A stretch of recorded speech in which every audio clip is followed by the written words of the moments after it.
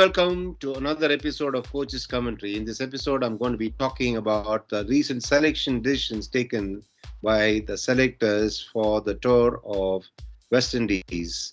The selection committee under SS Das have announced the side for the Test series and also for the ODI, but they've kept back the announcement of the T20 squad. There's been a lot of discussions, heated debates, and angry arguments with regard to a few decisions that the selection committee has taken when they sat and picked the squads for the West Indies tour. The primary bone of contention was the non inclusion of Sarfaraz Khan.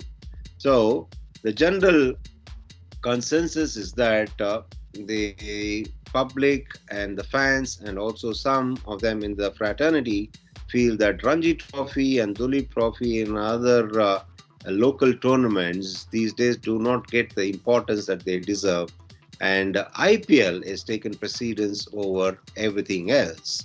Is this a fair comment? Is this what is going on? I don't necessarily think so, because much after the decision to not include Sarfaraz Khan was made, there were some views expressed, supposedly, that was expressed by the selection committee with regard to his non-inclusion. The selectors felt that Sarfaraz Khan, no doubt, has got a lot of runs in the last 3 years in domestic cricket, but they feel that he still needs to get better in a few aspects as far as his cricket is concerned. One of them seems to be that he needs to improve his ability to play against fast bowling, and the other thing seems to be that he needs to improve on his fitness and fielding as well. Now, somebody can turn around and ask me, what is it that they're trying to convey, and do they think they're gods? No, they're not gods. They're not trying to really find faults with Sarfaraz Khan. What happens generally is that in a selection committee meeting, or when the committee members sit and discuss, they not only see the numbers that a cricketer has put up, they also try and discuss about the various things that they might have detected in a cricketer's framework of technique, or his attitude, or the perceived ability of a cricketer with regard to international cricket, and what it is that he can do in international cricket with the current ability that he has. So that's exactly what this committee has done. They feel that Sarfaraz Khan may perhaps not be up to it when it comes to facing the international fast bowlers.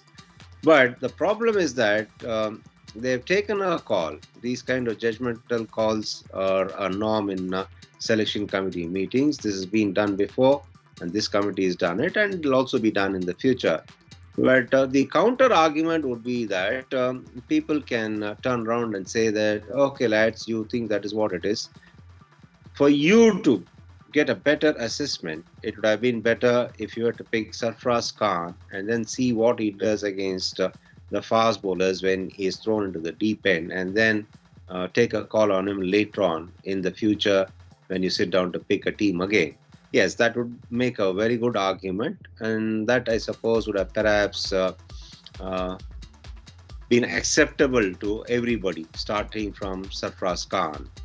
The problem is that they've picked four openers, possible openers, and they dropped Pujara, which is another bone of contention.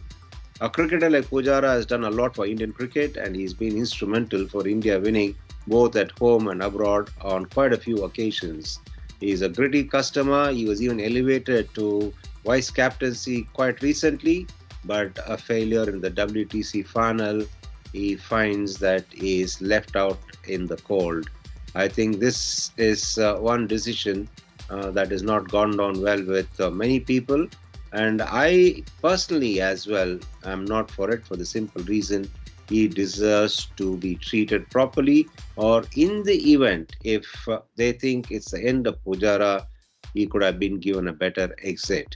But that's how things happen sometimes. And this is not the first case. Again, there's a lot of precedences as far as this kind of treatment is concerned. And one can only hope that this does not continue in the future. And talking of the exclusion of Pujara and the non-inclusion of Sarfaraz Khan, they could have perhaps picked Sarfaraz Khan for the simple reason uh, they dropped Pujara, who's a middle order batter. The presumption is that out of the four openers, I think they would probably utilize one at number three. Whether it's Gill or Ruturaj Gaikwad remains to be seen. And that is again, once again, not expressly uh, stated. And that again creates a little bit of a gray area for people who are keen to know things. However, uh, one has also got to remember that selection is a very tough job. No sooner than they pick a squad of 15, all sorts of views are expressed from all quarters, and the selectors obviously are aware of this. And the only thing that needs to be looked into is the intent of the selectors. If the intent of the selectors is noble and they are looking to do the best that they can to put up a good Indian team, I think it should be all right. And I can personally vouch for the fact that the current four in the selection committee are really looking to do the best that they can, and their intentions are definitely noble. Perhaps they're missing an additional perspective that they might have had if the fifth member of the committee was there as well. But as of now, there is a vacancy in the selection committee, and hopefully, in the future, what can be expected is that an additional member will be there, and we need the selection committee to be fully in place because there's a biggie coming up in a couple of months' time, and we need all the wisdom and intelligence and all the resources needed for picking the best we can to try and regain the World Cup, especially when India is playing at home. Now, about the debate, whether it's domestic cricket or IPL, this debate is something that will carry on. This will be debated forever because and there have been decisions made which suggest that IPL performances are considered, especially when there's a selection committee on the back of an IPL. And also, in the past, a few cricketers have been picked based on the IPL performances. Yes, IPL performances can be considered when it comes to picking teams for the white ball formats. There's no problem with that because IPL is just a couple of notches below international level, if not on par with international level, because the best of cricketers play in that format, and there's a lot of intense competition. There's a lot of pressure as well involved in every game that is played in the IPL.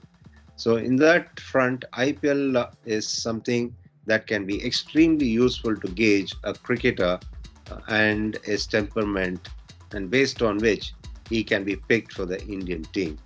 But the reverse is a bit of a problem. When a cricketer is going to be picked for the red ball format based on IPL, that's when you get into a bit of a tangle. The classic case is Surya Kumar Yadav. Picking him for the longer format is not something that people would perhaps accept.